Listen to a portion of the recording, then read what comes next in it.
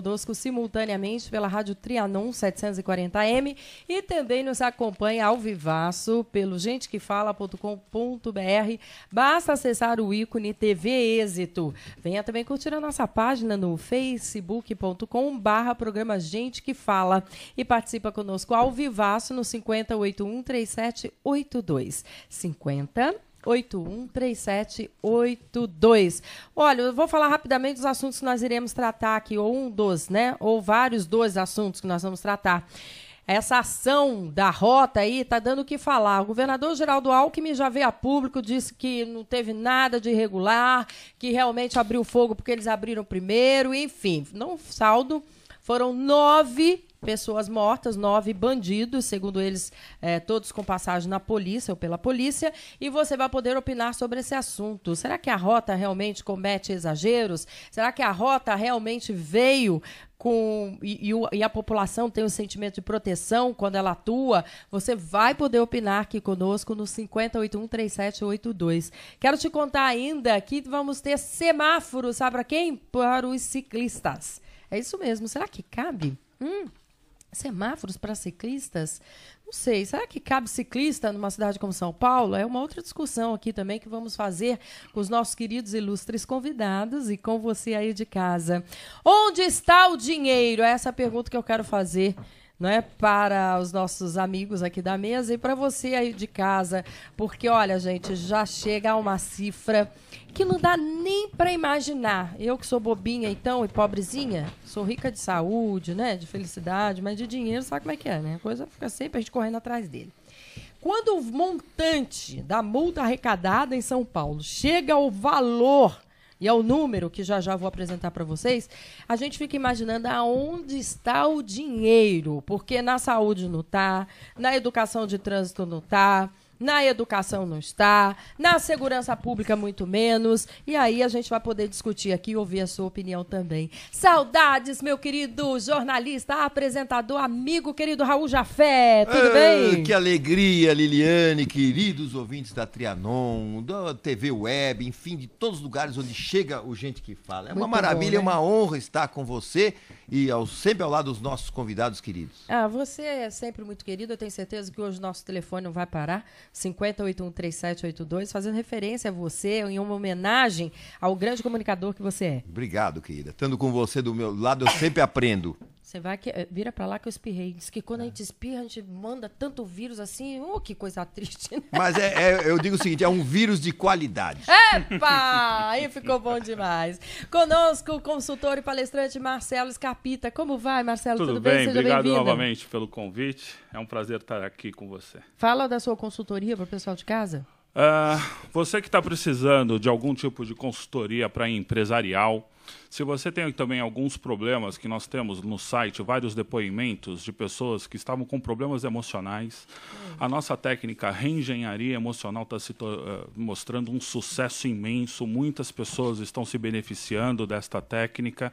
Entra no site, dá uma olhadinha no meu site www.marceloscarpita.com.br, lembrando que Scarpita é S mudo e 2 T's de tatu.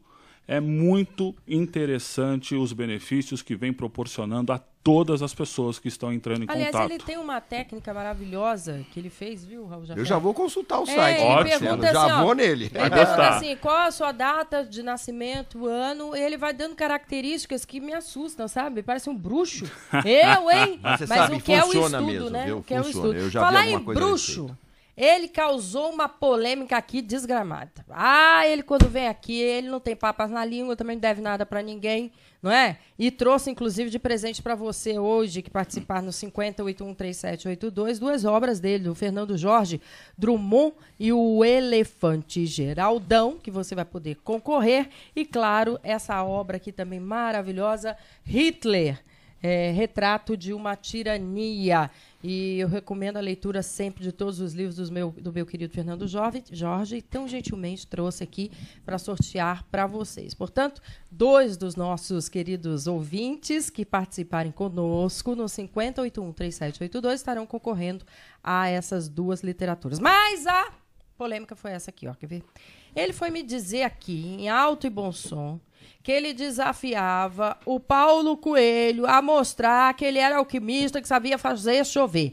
O telefone não parou de tocar, Raul Jafé. Os telespectadores não pararam de mandar e-mails para cá. E aí nós chamamos ele hoje aqui para dizer, declarou, agora vai ter que provar. Por que, na sua opinião, Paulo Coelho é um farsante? Liliane Ventura, primeiro tudo quero salientar o seguinte. Estou muito satisfeito de estar ao lado aqui do meu querido Raul Jafé, um dos grandes comunicadores da televisão brasileira. E eu posso afirmar isto com muita segurança, porque eu fui jurado do Flávio Cavalcante, fui jurado do Bolinha, fui jurado do Carlos Aguiar, todos três grandes comunicadores. O Raul Jafé pertence à estirpe desses grandes comunicadores. Obrigado. É um comunicador vindo de você tão grande quanto o Flávio Cavalcante, o Bolinha, o Carlos Aguiar.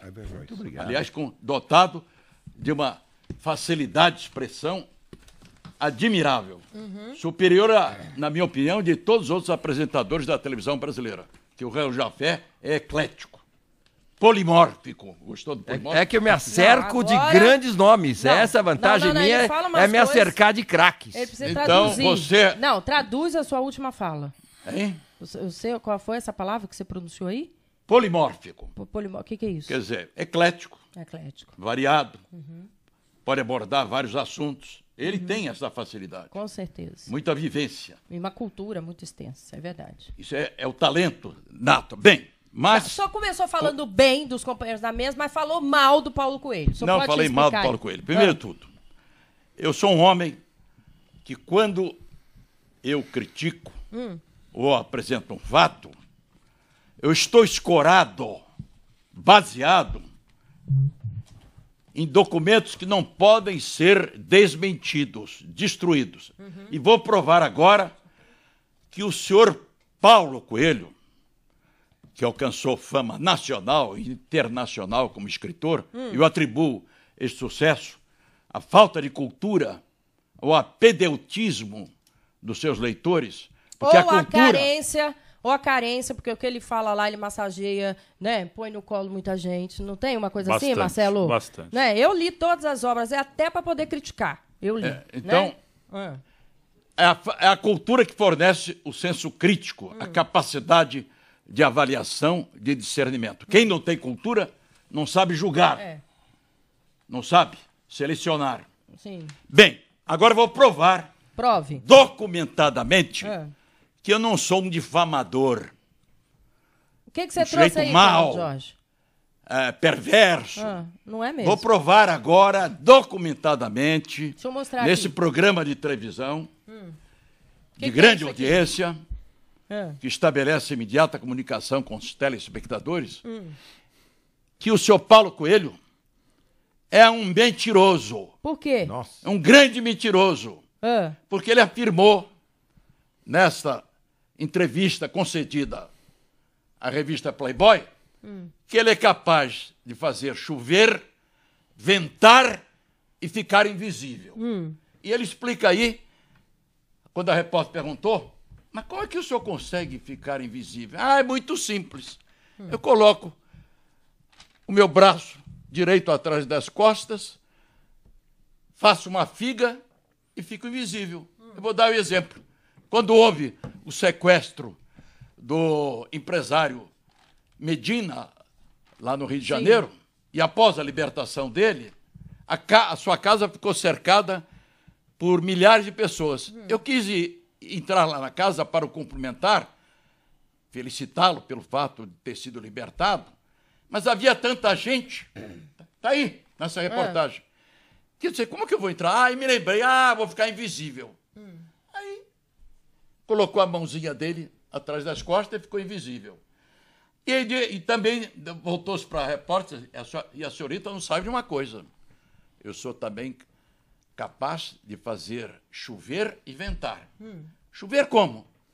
Eu vou assim para o campo, onde o céu está muito limpo, o firmamento, sem nuvem, eu me concentro, as nuvens se formam e chove. E também sou capaz de fazer ventar. Então, eu desafio o senhor Paulo Coelho para que enfrente do Sérgio Gomes, jornalista, do Marcelo, do Raul Jafé, vir aqui, diante de você, Liliane Ventura, e ficar invisível. Eu desafio. E eu queria também deixar o ambiente bem quente aqui, para ir fazer ventar, o ambiente ficar mais fresco. E eu acho que o governo do Ceará devia contratar imediatamente o senhor Paulo Coelho para ir lá acabar com a seca. Muito Mas bem. eu só queria dizer uma coisa, ficar invisível não é tão difícil. Tem um monte de cara em Brasília que tá invisível enquanto não houver denúncia. O Marcos Valério não estava invisível lá, até que o Jefferson denunciou. O Cachoeira não estava invisível. Depois apareceu um monte de coisa que ninguém tinha noção do que era. Só que ficar invisível lá em Brasília não é tão difícil. Eu concordo com você.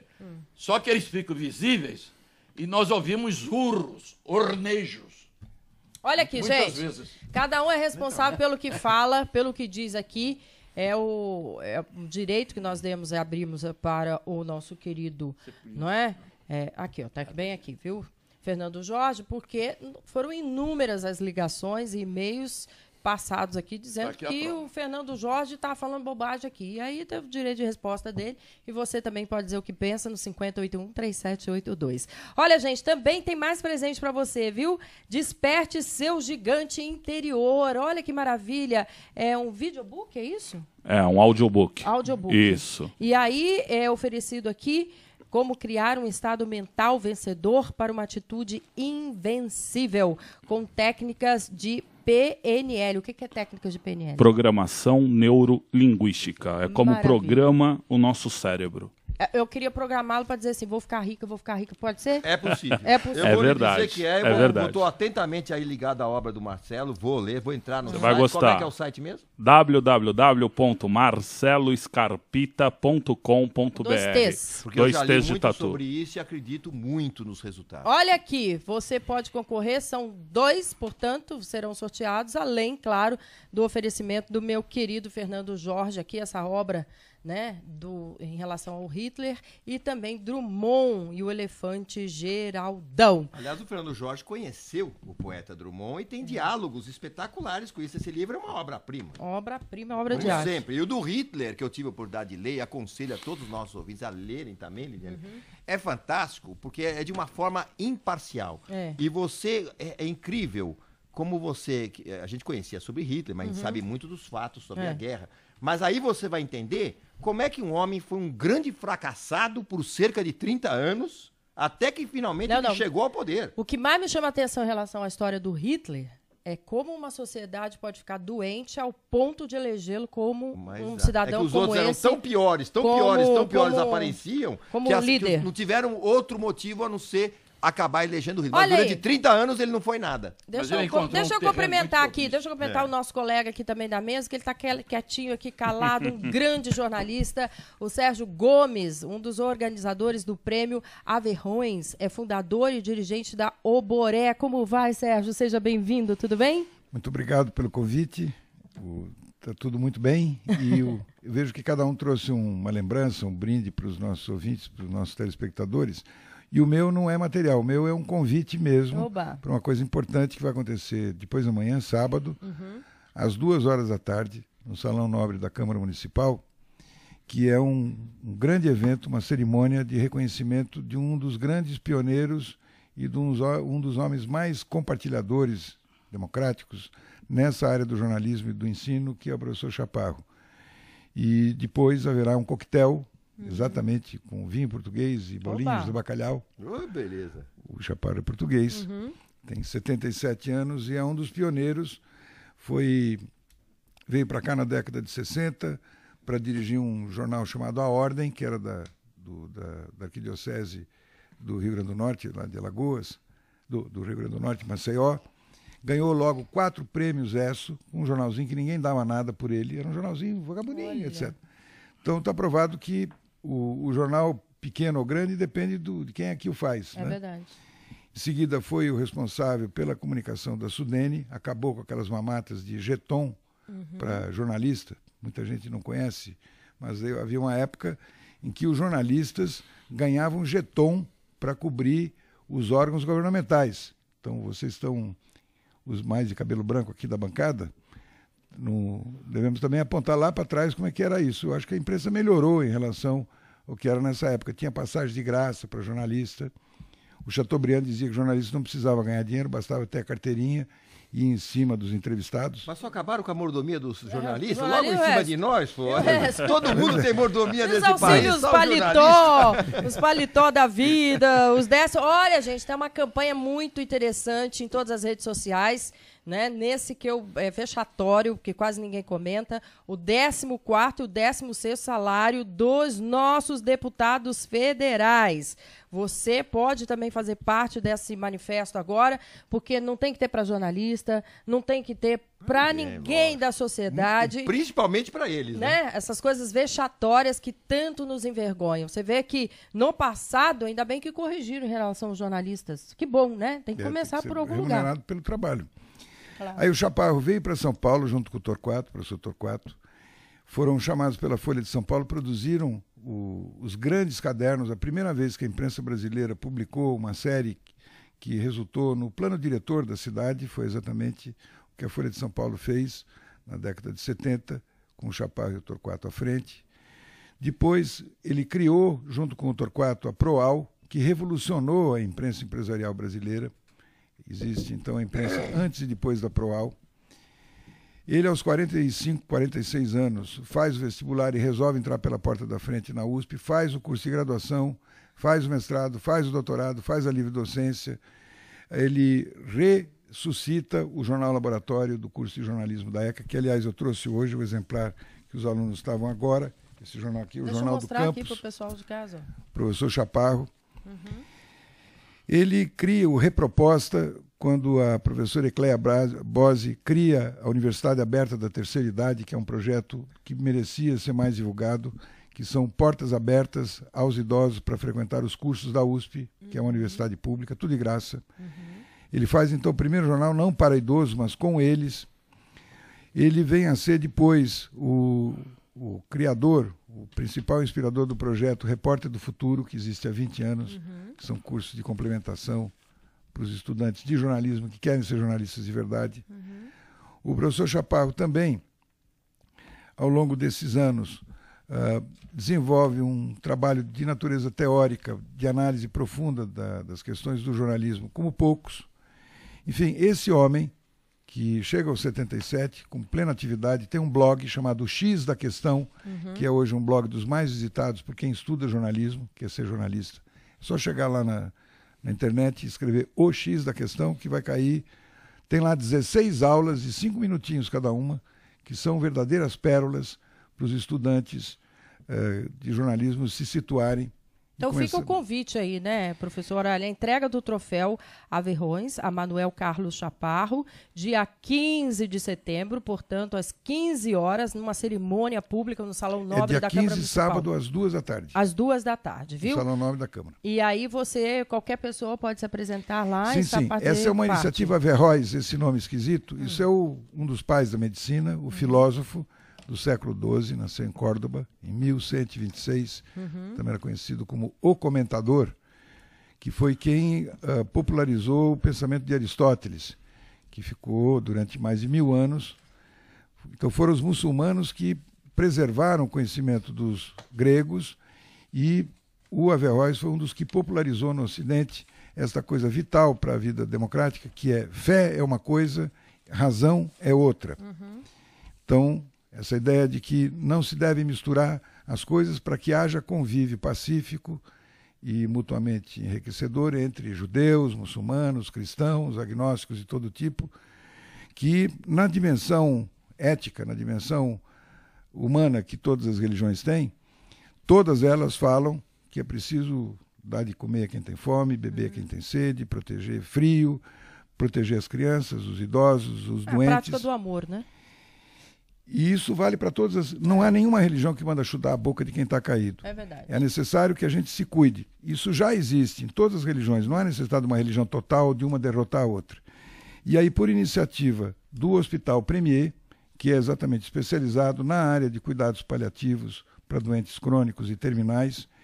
Esse pequeno hospital que fica aqui no Brooklyn resolveu chamar ao desafio todos os grandes hospitais, as faculdades, os homens de pensamento, para que haja uma nova política pública de atenção com aqueles que sofrem muito, para que não aconteça de, na hora do fim, serem submetidos a essas verdadeiras torturas, de empalar o sujeito, desidratá-lo, isolá-lo da família, meter numa UTI, arrancam o dinheiro da pessoa, liquidam com os convênios, porque ninguém consegue sustentar essa medicina de 20 mil, 30 mil reais por dia. Isso é uma coisa absolutamente desumana. É preciso voltar a ter o médico de família, que conhece a pessoa e a relação... Mas o senhor é a favor da ortotanásia? Evidente. Ou seja, todo mundo tem começo, meio e fim, e deve morrer bem. Tá certo? Não há nem dignamente. Esse é um dos direitos que a Organização Mundial da Saúde está apresentando à ONU, para que haja, como um dos artigos da Declaração Universal dos Direitos Humanos, também o direito à morte digna. Então, essa semana, o Conselho Federal aprovou que todos nós temos direito de decidir antecipadamente como devemos ser tratados no final da nossa vida. 5081-3782 é o telefone do ouvinte, ligue e participe. Esses aqui não tiveram muita opção de escolha não, viu? Porque a ação da Rota, que resultou na morte de 9 pessoas em Várzea Paulista, ocorreu após decisão da cúpula da Segurança do Estado de São Paulo de fechar o cerco contra líderes da facção criminosa que atuam nos presídios. Ontem, o governador Geraldo Alckmin declarou que aprova a ação da Rota e que, entre aspas, quem não reagiu está vivo, fecha aspas, se referindo aos bandidos que morreram no confronto. Críticas de muitos, elogios de outros. Eu quero saber o que pensa o Marcelo, que está aqui conosco e que faz um trabalho muito bonito, inclusive de inteligência emocional. Scarpita, faça o seu comentário, Marcelo. Por mais triste que seja, eu concordo com o Geraldo Alckmin. Não reagiu, ele está vivo. Na hora do confronto com os policiais, eu tenho até um cunhado que é policial, é desumano o tipo de confronto. Eles estão com armas automáticas, eles têm munição a rodo, e o nosso policial tem o quê? Um 38 agora, que tem essa 380, que modernizou o armamento, está com uma 380 e tem pouca munição. Acho que são dois pentes de munição que eles carregam. Num confronto desse, se a pessoa reagir, não tem muito o que fazer. Começamos aí com o voto a favor, né? Vamos ouvir o que pensa o meu Raul Jafé. Eu não tenho a menor dúvida. Em primeiro lugar, eu acho que nós estamos em guerra. Ninguém quer assumir, nem governador do São Paulo, do Rio, seja quem for, que nós vivemos uma guerra aqui nesse país. É verdade. Qualquer um de nós pode sair aqui à rua e levar um tiro e morrer ou ficar tetraplégico. Fazer parte das estatísticas. Das estatísticas. E isso está numa guerra e ninguém quer admitir. Por exemplo, lá no Iraque, em Bagdá, estamos em guerra. Na Síria, estamos em guerra. Aqui não admitem. E a guerra acontece. Quando você vê os números de mortos lá na Síria, você vê os números de mortos... É maior aqui. Tá por ali. Então o que acontece é o seguinte, numa guerra, não tem nem que pensar o que a polícia fez ou deixou de fazer. É bandido, mete bronca mesmo, que salve-se quem puder. Porque eles também vão meter bala. Desculpa, mas isso que o senhor está dizendo é absurdo. Vamos isso ouvir. É contra... O Brasil é signatário de todas as convenções de Genebra. Existe o direito internacional humanitário, que vem sendo construído ao longo de 160 anos. Todos os estados estabelecem que a população civil ou o combatente, quando já fora de combate, existem regras do direito internacional humanitário de que a guerra também tem leis, também tem limites. Não é verdade que na guerra e no amor se pode tudo. Não é permitido, por exemplo, é crime de guerra, por exemplo, envenenar a água para matar a população civil. É crime de guerra você jogar uma bomba e acabar com todo um bairro só porque dentro eventualmente existiria um meliante, um bandido, etc. Essa ideia de que guerra é guerra e vale tudo, a polícia é um serviço de proteção pública e ela tem regras de limite. Amanhã mesmo, sábado, nós estaremos concluindo, há 11 anos, vemos desenvolvendo esse trabalho com o Comitê Internacional da Cruz Vermelha, que é um curso de informação sobre jornalismo em situações de conflito armado e outras situações de violência, onde existem regras do convívio civilizado.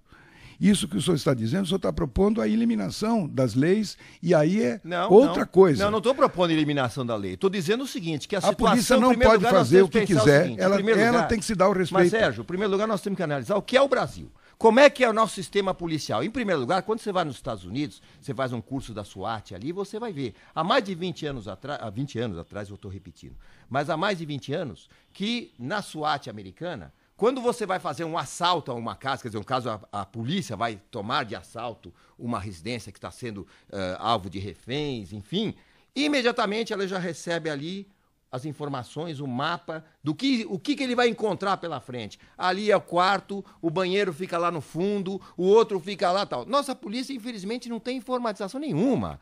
A questão não é só informatização. Eles não têm munição. Eles não têm nada para fazer. Então, isso armamento. Torna essas leis que devem ser respeitadas, eu concordo com você, mas se tornam inócuas, porque é uma guerra desigual.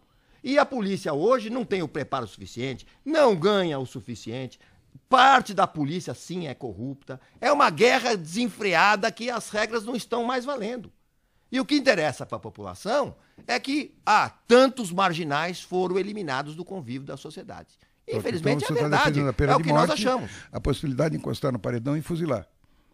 Não é o senhor está me dizendo assim, você está dizendo que esse sentimento olha, difuso... eu acho que, mas num confronto com o marginal, eu não vou ficar, eu vou atirar no pezinho dele. Não, mas foi esse o tema, Sérgio. Mas também aí, me permita, mas também aí existem regras, é a questão da proporcionalidade.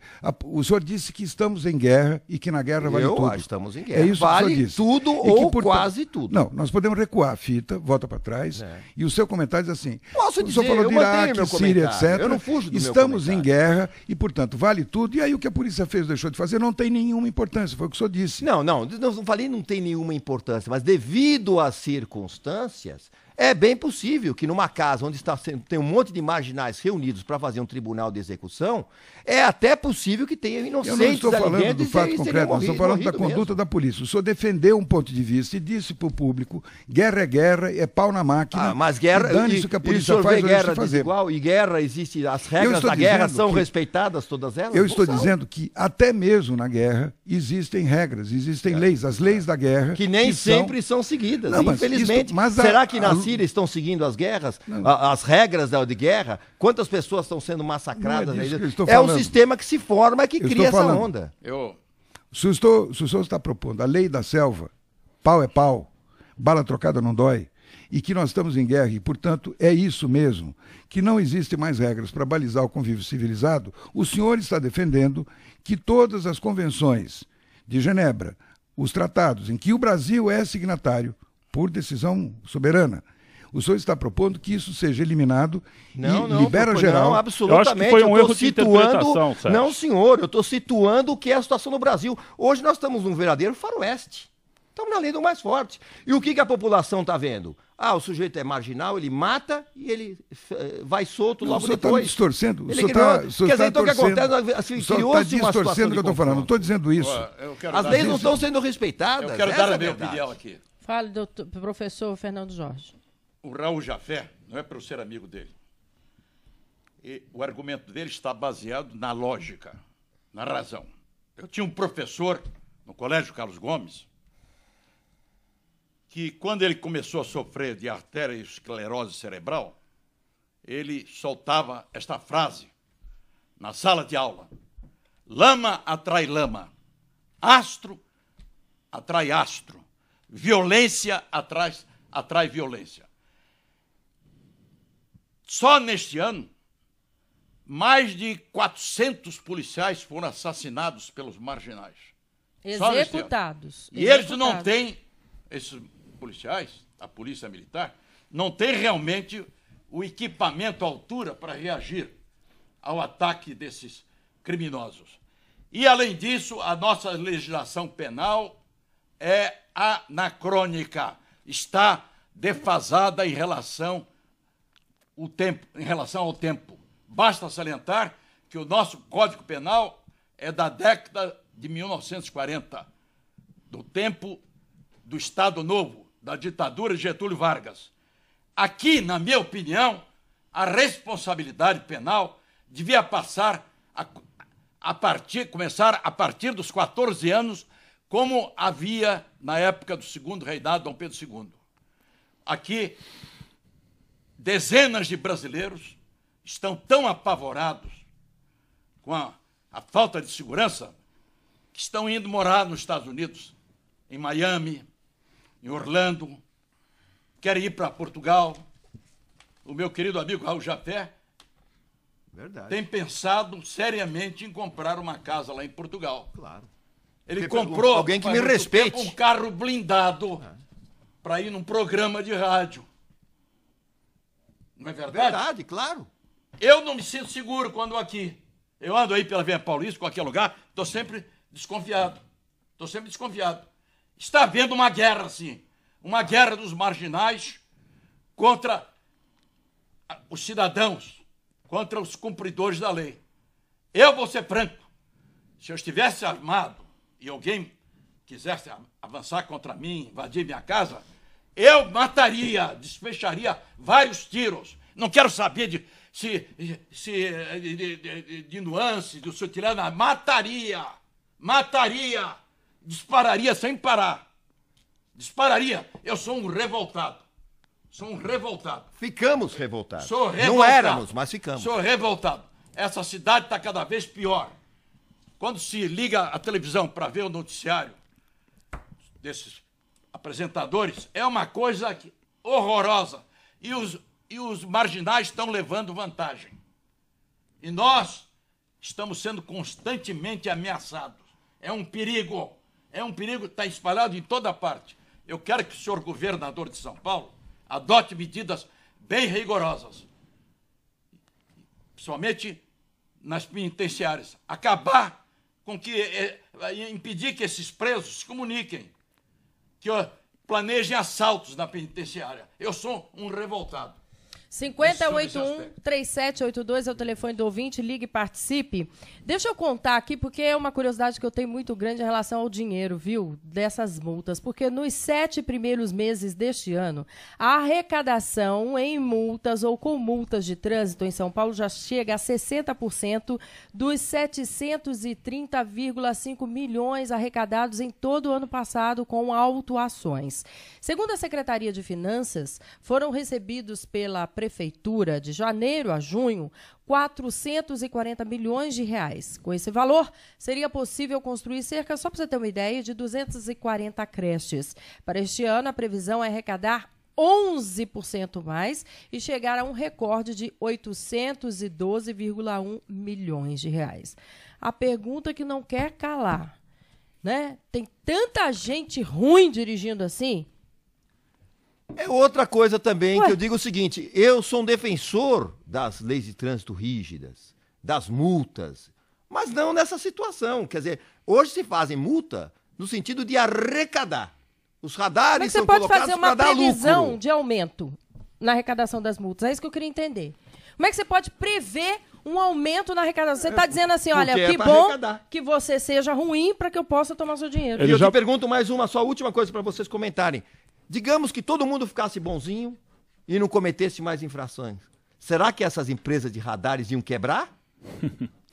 Tem uma coisa interessante. Essa previsão é baseada nos novos motoristas que estão chegando para o próximo ano. Automaticamente, esse pessoalzinho novo, que ainda não tem a experiência de quem já dirige há muito tempo, vão cometer infrações. Eles já contam com esse tipo de infração, com esse tipo de novo motorista. Por que será? Será que o curso que eles promovem já é falho e eles já sabem disso? Será que a regra de aprovação para os novos motoristas já é falha e já sabem que vão provocar mais e mais problemas no trânsito? Essa que é a dúvida. Porque para fazer... de motoristas bêbados. Essa daí... Estão matando sem parar. Por quê? Esse porque projeto... não existem leis duras, severas, para meter esses canalhas na cadeia. Isso deveria ser feito imediatamente, com medidas com MP, com qualquer coisa. Não psicológico, nada. Não quero saber disso. Tem que ser... Não, se tem problema psicológico, não poderia nem dirigir. Bêbado, tem que ir para a cadeia cumprir 10, 20, 30 anos de cadeia. Já ali o filho da Cissa Guimarães, que além de tudo tentaram subornar os policiais e estão aí em liberdade. Jornalista Sérgio Gomes. estava pensando aqui no Confúcio. Uma vez perguntaram para o Confúcio o que era imbecil. Ele disse, imbecil somos todos nós. Sim, mas o senhor não podia ser mais específico? Ele disse assim, imbecil é quem aponta a lua e olha para o dedo. Não, tem muito débil mental aí que eu acho essa discussão, eu estou aqui me sentindo... O senhor tem... O senhor disse que mataria. O senhor me diga o seguinte, espera aqui, eu não tenho a mesma... Verdadeiros cretinos. Eu não tenho a mesma técnica... Que babam. Deixa eu falar uma coisa. Por favor, Jafé. O senhor é um experiente comunicador, sabe como colocar a voz, sabe como trazer os temas. O senhor tem uma larga experiência, uma quilometragem enorme nessa coisa dos debates e tal, para atrair o público interessado e tudo mais. Eu não tenho essa técnica. Mas o senhor disse que mataria. Mataria, sim. Então, pergunta número 1. Com bomba, com qualquer arma. Então, pergunta número... Mataria sem a menor dúvida. Sim, já ouvimos. Primeiro, o senhor tem arma? Não tenho arma. Então pronto. Então o senhor está fazendo uma declaração. É o cachorro que late, mas não morde. O senhor isso é uma coisa abstrata. O senhor está passando. É que com a sua autoridade, me permita, com a sua autoridade, eu mataria. Eu também sou capaz de fazer teatro. Me traga a metralhadora. Isso é um teatro. Porque o senhor efetivamente, o senhor não tem arma, não tem. Quem não faria? Isso é um absurdo. Mataria. Ele está colocando que se tivesse a arma, mataria. E por que não tem uma arma? Mataria. Se o senhor disse que se sente, o senhor disse. Sem a menor dúvida. Pronto, eu tenho medo do na mão senhor. Uma panela, ele pode bater na cabeça até matar. De dizer o seguinte, Mataria. Liliane, eu me calarei, vou até o fim do programa para me despedir. Eu passei a ter medo do senhor. Ótimo, ótimo. E não respeito. Então, ótimo. Então o senhor vai apoiar os criminosos. Não é isso. Imbecil é quem aponta a lua e olha para o dedo. O senhor está sendo imbecil. Assim mesmo. Me permita a palavra, por favor. Me permita a palavra. Foi assaltado, como já fui assaltado. Nunca. Já fui assaltado. O senhor agradeceu aos assaltantes? Eu gostaria de fazer uma colocação. Pera um pouquinho. Eu sou um manipulador de debate. O senhor tem experiência nisso. O senhor nunca foi assaltado. O senhor tem a sua opinião, ele tem que respeitar a opinião. Não, só uma pergunta. Eu gostaria de saber a opinião do senhor Sérgio Gomes em relação ao seguinte. Se porventura Deus permita que isso não aconteça como fazia antigamente, deixa eu bater até na madeira, que a casa do senhor fosse invadida por um desses delinquentes e o senhor tivesse a menor chance de pegar uma faca, pegar qualquer coisa para parar esse delinquente, o senhor faria ou não? Isso chama-se legítima defesa e vocês estavam aqui associando... É isso que eu estou perguntando. Então, vamos lá. Então, e o que ele disse foi exatamente isso. Exatamente. Só que o erro de interpretação... Então, qual é a técnica que tem? O senhor me pergunta, eu vou responder. Não. Eu não posso responder e ele entra. Não, eu quero que o senhor estavam tratando de dois assuntos aqui. Vamos ouvir. Uma que é a questão da ação da polícia, de um determinado destacamento da polícia, Rota, numa operação específica que morreram 9 pessoas. E que o governador disse que é isso mesmo. Aí, maravilha. É o mesmo governador que está aí há mais de 20 anos e que não equipou a polícia. Então vocês estão livrando o Alckmin e seus diversos governos da responsabilidade de equipar a polícia, ao mesmo tempo dizendo, maravilha, você faria o que eu devo fazer, etc., que é pau na máquina. Não foi isso que nós comentamos. Passamos a conversar sobre as multas, sobre o trânsito. Então, deixa ele concluir. Do mesmo jeito, é evidente que tem que existirem regras de Concordo. convívio, seja na relação das instituições umas com as outras, inclusive as de segurança, seja na relação das pessoas em relação ao trânsito da cidade. Se as pessoas depois cumprem ou não cumprem as regras, é um segundo assunto. Mas primeiro deve existir regras, que foram ditas aqui. Tá. Eu não posso andar... Qual é o criminoso que obedece a regras?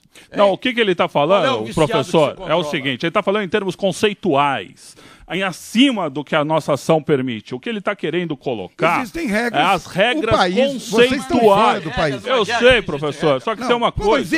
Existem regras, sim, senhor. Claro que existe. Então vai estudar o direito internacional humanitário. A regra básica é a seguinte, você se defender. Então, mas foi um erro de interpretação apenas. Não existe crime de guerra. O senhor acabou aqui. O senhor está falando do Hitler. O senhor escreveu um livro sobre Hitler. Vários da sua equipe do Hitler foram para o tribunal porque cometeram crimes de guerra. Mas ele não está dizendo que não existe. Ele existe sabe que existe crimes de guerra. Mas foi um erro de interpretação. Está interpretando totalmente errado. Está havendo uma guerra. Eu tenho uma pergunta para o nosso jornalista Sérgio Gomes. É bem verdade que nós somos regidos por regras, e que bom que seja assim, porque nós temos que ter, o semáforo diz para parar, né? Você tem que parar, claro. Ou diz para você avançar e você avança. Tudo bem, tá tudo certo.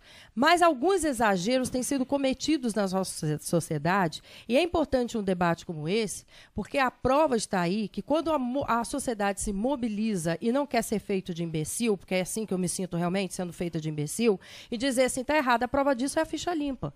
Que se fosse esperar por eles, por si só, eles não tomariam iniciativa. Precisou a população se mobilizar, todo mundo enfrentar e pressionar para que existisse a ficha limpa. É fato? Fato. É fato. Exatamente. É por isso que aqui existe essa condição de você opinar e ouvir diversos tipos de opiniões, porque esse é o nosso interesse aqui, para que você se posicione aí, porque não existe a verdade absoluta. Agora, é fato que nós estamos fracassados em vários setores da nossa sociedade, a começar pela saúde, pela educação, pela segurança pública, não é? Não importa se, quando ele coloca inflamado, que ele gostaria de se defender, não é? Porque realmente estamos vivendo um momento crítico da nossa sociedade em relação à segurança pública, ou não. Eu hoje acabei de colocar um rastreador no meu carro. Perfeito. Não é? Eu tenho que procurar. Agora, quem não tem condição? Quem não tem condição de botar um carro... Liliane, alguns anos atrás eu era contra a pena de morte. Hoje, na situação brasileira, eu sou a favor da pena de morte, ué. É a situação que se muda. Mas é algo... A pena de morte hoje já existe no nosso país, cometida pelo lado negro, né? Que são os bandidos, eles já sentenciam sua pena de morte. Agora, o que é válido aqui extrair, meu querido ouvinte, é o seguinte, nós temos que encontrar um caminho. Porque está um trem desgovernado. A começar pela questão das multas, voltando aqui que eu quero ver o seu comentário, jornalista Sérgio Gomes, que também tem muito mais tempo de estrada do que eu, e eu quero aprender, de dizer o seguinte, como é que eu posso me deixar de me sentir imbecil, né, numa situação como essa, onde eu vejo que a arrecadação das multas não tem sido feita em prol da educação desse povo que é todo o tempo massacrado e punido? Então vamos lá.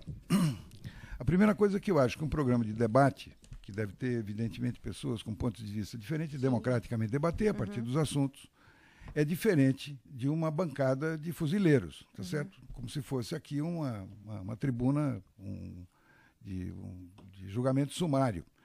Eu acho essa coisa dos comunicadores que excitam e atiçam não a razão, a ponderação, o conhecimento, mas simplesmente o que há de pior nas pessoas, que é exatamente isto... dente por dente, olho por olho, dente por dente, e acabar com a vida civilizada, eu acho isso um crime contra a democracia. Então, deve existir regras que devem ser democráticas, elaboradas pelas instituições. Não estou fugindo do meu país. Os números não são exatamente esses que foram colocados, ele falou 400 mortos. Está no jornal de hoje, dados da PM, foram 68, é muita coisa, mas não é 400. Em primeiro lugar, as estatísticas estão erradas. São mais de 400. Eu lhe provo que as estatísticas estão erradas. Isso daria são mais de 400. Eu lhe provo que as estatísticas estão erradas. Uma pessoa é assassinada dentro de casa, colocam ela no porta-mala de um veículo e põe fogo e vão dizer que a causa mortes foi um incêndio apurado. Estou falando dos números revelados pela polícia. O Estado de São Paulo publicou mais de 400 policiais foram assassinados. Fernando Jorge, vamos lá, só me dê então as lições para eu aprender, eu levo para casa e eu mudo de opinião. Eu vou ser a favor da pena de morte, chutar a boca de quem está caído, acabou esse negócio de regra civilizada, a polícia pode fazer o que quiser. Não, ninguém falou isso. Ninguém falou isso. Absolutamente errado, exagerando. Ninguém falou que a polícia pode fazer. Nós dizemos que as circunstâncias em que vive o país hoje, que na nossa opinião se transformou numa guerra, e a polícia está despreparada, sem condições técnicas e financeiras para conseguir ter condições de enfrentar o crime, que infelizmente se tornam situações que aí sim quebram as famosas regras que estão aí colocadas. Por quê? Pela situação que se formou o país. Como eu falei, eu era contra a pena de morte, mas na situação que é, eu não posso ser sangue de barata de ver as pessoas sendo assassinadas na rua, os criminosos sendo soltos após pouquíssimo tempo, se cumprirem pena, e achar tudo muito bonito. O camarada mata a minha filha, daqui a 2 meses já tá solto, e eu falo, vou obedecer à lei, vou ficar quietinho, eu tenho sangue de barata. Eu não tenho. Não nasci para ter sangue de barata. Eu acho que e não vai ser governo, país, regra nenhuma que vai me fazer ter sangue de barata. Eu acho que nós nos perdemos na pergunta. Sabe por quê? Foi bem claro aqui. O que Geraldo Alckmin declarou, a aprovação da rota e que, entre aspas, que nem Lilian Ventura disse, quem não reagiu está vivo. Foi baseado nesse tema, nessa declaração de Geraldo Alckmin, que começamos a debater. E a resposta do professor Jorge, né? Fernando Jorge, foi exatamente isso, baseado nessa defesa. A pessoa não reagiu, ela ficou morta, ouviu a voz de prisão e paralisou. Aí começou o erro na incitação aqui da cólera, foi o seguinte, o senhor Sérgio Gomes entendeu, eu acredito, o senhor me permita, que houve um erro de interpretação nisso. Por quê? O que estamos dizendo é, se alguém invade, que foi onde que ele falou que ele mataria veementemente, que se alguém entrasse, ele tivesse uma arma, ele mataria, eu acho que qualquer um faria isso, como direito de legítima defesa que o senhor colocou pontualmente. E eu concordo com o senhor.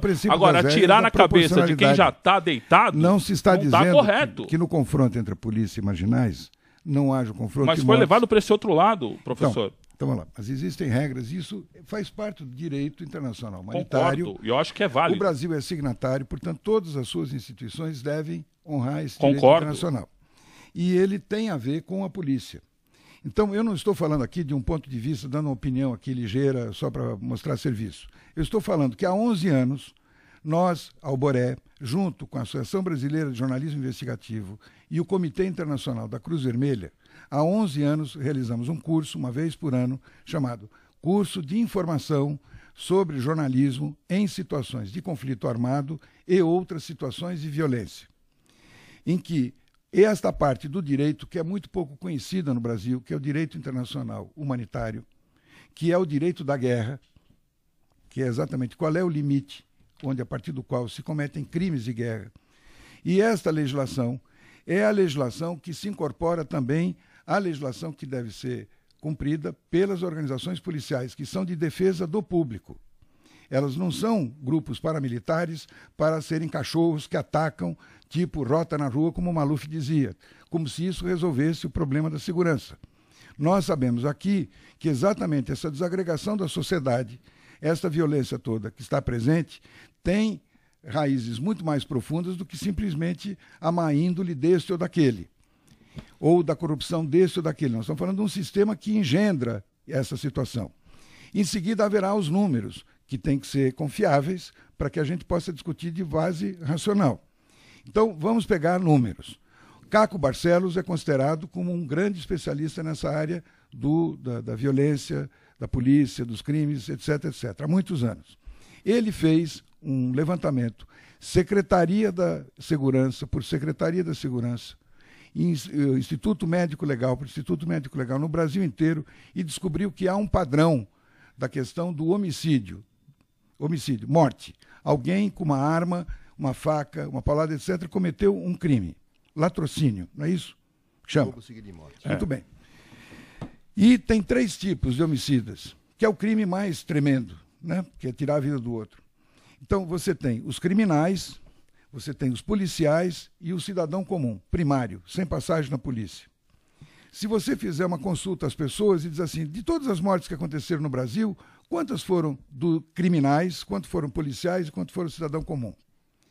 A maioria não chegará a esse número que foi descoberto pelo Caco Barcelos, que dá 5, 15, 80.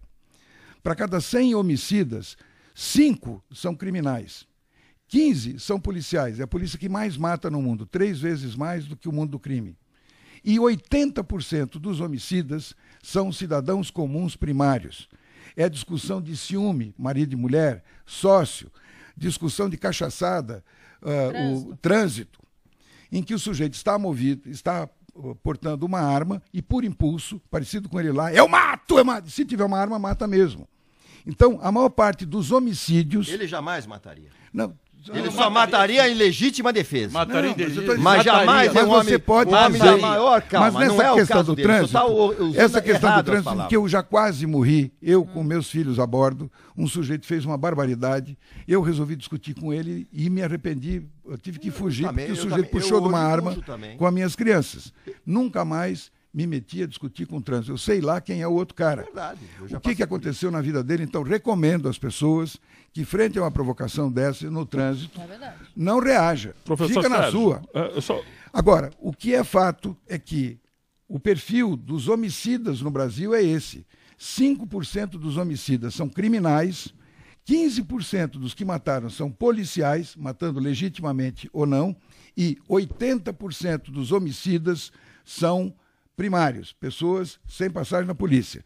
Portanto, é impossível você imaginar um sistema de segurança, seja o Alckmin ou seja quem for, para ter um guarda em cima, acompanhando cada casal que por ciúme está pronto para se matar. Para que você tenha um policial... Mas não foi isso que nós falamos. Aí vamos para a questão da impunidade. Quando então, você tem leis frágeis... Não é por impulso, é outra coisa. Você tem que desarmar a sociedade. Cidadão, ainda bem que ele não tem arma, porque ele não conseguirá realizar. Ele só comete o crime daqueles pecados por pensamento, palavras e obras. Ele só conseguirá pecar por pensamento e por palavras. Não será um assassino real, porque não tem arma, ainda bem. O grande problema é a impunidade que tem no país. Lógico, porque a impunidade é total. O sujeito vai lá... A legislação é omissa. Exato, um camarada bebe, mata uma família inteira e vai pagar com cesta básica. Isso revolta o cidadão, porque não é feita a justiça. Os crimes estão todos assim. Vocês estão misturando todas as estações, parece um negócio de um rádio. E essa pesquisa aí só obviedades essa pesquisa misturadas. Merece crédito? Eu queria saber. Tem que ser estudada com muito cuidado. Olha aí, gente, o metrô informa que neste domingo, dia 16, as estações Sacomã, Tamanduateí e Vila Prudente estarão fechadas até às 21 horas para a implantação do novo sistema de controle dos trens. Você terá ônibus gratuitos fazendo o percurso. Para receber mais informações via e-mail ou SMS, basta cadastrar, viu, lá no site www.metrô.sp.gov.br ou ligue para 0800 770 7722. Este é mais um investimento do governo do estado para a melhoria do transporte público de São Paulo. Hora e vez do ouvinte. Vamos lá, a Roberta do Ipiranga. Marcelo, quero agradecer a presença do Marcelo Scarpita no programa. Entrei no site dele, é sensacional. Está me ajudando muito com a minha filha. Depois que eu ouvi o Marcelo no Gente que Fala, comecei a escutar mais vezes o programa. Agora também ouço o Marcelo em outra rádio. Liliane, chame ele mais vezes. Ok, querida. Obrigado, Roberta. Tá mais do que intimado obrigado, aqui, viu? Obrigado. Cícero de Itapevi. Liliane, você esqueceu o cérebro no armário, perguntando no começo do programa onde está o dinheiro. Ora, Liliane, o dinheiro está na Suíça, na conta do Maluf e de outros. É, aí a crítica dele, né? Abigail de Mirim. Fernando Jorge, para você a pergunta. Liliane, já li quase todos os livros do Paulo Coelho. São todos sem pé nem cabeça. Quem troca o Fernando Jorge pelo Paulo Coelho é um nóia. Fernando, quero ganhar um livro. O seu vale a pena. A Vanderluze, lá de Guarulhos. Marcelo, você tem algum método para otimizar o tempo e executar as tarefas procrastinadas? Pois é, existe também alguma forma para que eu passe a fazer exercícios físicos todos os dias sem arrumar desculpas? Quero ganhar seu livro, que eu amo, o PNL. Muito bem, mudança de hábito, né? A mudança de hábito se dá primeiro na mente, ok? Qual é o seu motivo para a ação, a sua motivação? Qual é a sua motivação? Você tem que despertar essa motivação em você. Você tem que colocar um objetivo. Se você não tiver esse objetivo claro em sua mente, você não vai para lugar nenhum. Sempre você vai achar desculpas para conseguir. Para você chegar a evitar a procrastinação e administrar melhor o seu tempo, você tem que fazer 3 coisinhas básicas, tá? Escreve numa folha de papel o dia de hoje, coloca todas as tarefas que você gostaria de realizar e coloca do lado de cada tarefa o seguinte: o que é urgente, que você precisa resolver e é urgente. O que é importante, que vai te levar a realizar os seus objetivos. E o que não é urgente nem importante. A partir desse pedaço de papel, você vai fazer todos os dias a mesma coisa. Sempre o que você não conseguir realizar hoje será a primeira tarefa do dia de amanhã. Não então, causa frustração também? Não, se você tiver... É assim, a coisa mais importante, Lilian, é o seguinte: quando você tem um objetivo grande, que nem o nosso amigo falou, mira a lua e vê a ponta do dedo, você tem que mirar na lua e, se você errar, acertar as estrelas. Eu sempre digo isso. Então você tem que ter um objetivo claro em sua mente do que você quer. Se você tem esse objetivo, se você der um pequeno passo todos os dias, você chegará lá num prazo, às vezes, para uns é mais rápido, para outros pode demorar até mesmo 1 ano, não importa. Mas você está indo em contra ao seu objetivo. Isso traz satisfação, não frustração. Se você não conseguiu resolver hoje, a primeira tarefa do próximo dia é o que você não conseguiu realizar hoje. Assim, você vai eliminando semana por semana todas as tarefas importantes e urgentes. Lembrando, as tarefas importantes, pessoal, são aquelas que te levam ao seu objetivo. Se for fazer exercício, você não tem como fazer academia ou qualquer coisa na sala da sua casa, 1 hora, faça 10 minutos. 10 minutos de caminhada. Comece assim. Vai começar a liberar a serotonina, a endorfina no seu organismo, que vai lhe proporcionar você fazer mais exercícios no próximo dia, assim que o teu organismo acostumar com esse exercício. Porque você partir do ponto zero e querer ir a 100 km por hora, existe uma fração de segundos para isso. No corpo humano, existe um tempo para se acostumar a essa velocidade nova que você quer imputar à sua vida. O mais importante é você começar. Um passo, nem que se for pequeno, você tem que dar todos os dias. Nicole, confirma o horário aí, porque eu já estou vendo a música de encerramento, mas o meu ainda faltam 5 minutos. Confira aí para mim, tá? O Gerson do Ipiranga, Raul Jafé, o que acontece na Síria é bem diferente, já que lá o terrorista é o Estado que usa as suas forças armadas e a polícia para massacrar a população civil. E aqui no Brasil, quem nos protege da polícia? É terrível mesmo. Eu não vou nem comentar, porque eu concordo com o Gerson, é isso mesmo. A guerra é guerra em qualquer lugar. Agora, aqui em São Paulo, não é só a polícia que é o bandido. Tem muito banditismo na polícia. Lá existe também uma ouvidoria para isso, mas tem muito policial fazendo o seu trabalho e muito bem feito e morrendo por causa de nós, para nos defender. Olha aqui, ó, o Gabriel Tatuapé fala assim, será que o programa não tem mais o que fazer, perder tempo com a produção literária do seu Paulo Coelho, que, aliás, foi guru e grande amigo de Raul Seixas? O Arthur da Vila Mariana, Sérgio Gomes, qual é a sua posição sobre a obrigatoriedade ou não de diploma para jornalista? O senhor precisa vir mais vezes ao programa. Obrigado. Não, e com relação à exigência do diploma, não? Então, isso era absolutamente indispensável. Nós temos aqui 2 grandes comunicadores. Vocês não têm diploma. Era de uma época que se fazia na prática, não é isso? Exato. Hoje, talvez seja a mesma coisa. Você tem milhões de motoristas amadores, e cometendo todo tipo de barbaridade, e dezenas de milhares de motoristas profissionais, que dirigem caminhão, ônibus, etc., ambulância. É evidentemente que a carteira de motorista amador é diferente da carteira de motorista profissional. Hoje, com o advento da internet, com esses recursos e tal, finalmente se democratizou a comunicação. Vale o que está na Constituição. Todo mundo tem direito a ser alfabetizado e tem direito de expressar as suas ideias e informações. Então, eu sou a favor de centenas de milhares de jornalistas amadores e que hajam cursos para qualificar e qualificação dos jornalistas profissionais. Não basta ser simplesmente um diploma. O diploma não é diploma de jornalista. O que as faculdades oferecem é diploma de bacharel em ciências da comunicação, especialidade de jornalismo. A mesma coisa que advogado, que quando termina a faculdade de Direito ganha um diploma de bacharel em ciências jurídicas. A sabedoria só vem com a prática, não tem outra forma. Depois, no caso, tem que passar pelo exame da OAB, etc. Então, essa discussão, para a gente não cair no negócio do Confúcio, nós não quero discutir aqui o diploma, quero discutir a qualificação dos jornalistas. Olha aí, gente, acabou o programa, eu vou ter que deixar o sorteio para amanhã, vocês que participaram conosco aqui, eu prometo que logo no início do programa de amanhã a gente fará o sorteio, viu? Agradecendo o carinho de todos vocês aqui que estiveram conosco, lembrando que Gente que Fala está na internet, no gentequefala.com.br. Beijo a todos e até amanhã, 12h30. Estourou. Que pena, né? Vai tão rápido, né? Vamos. Podemos fazer a foto? Lógico.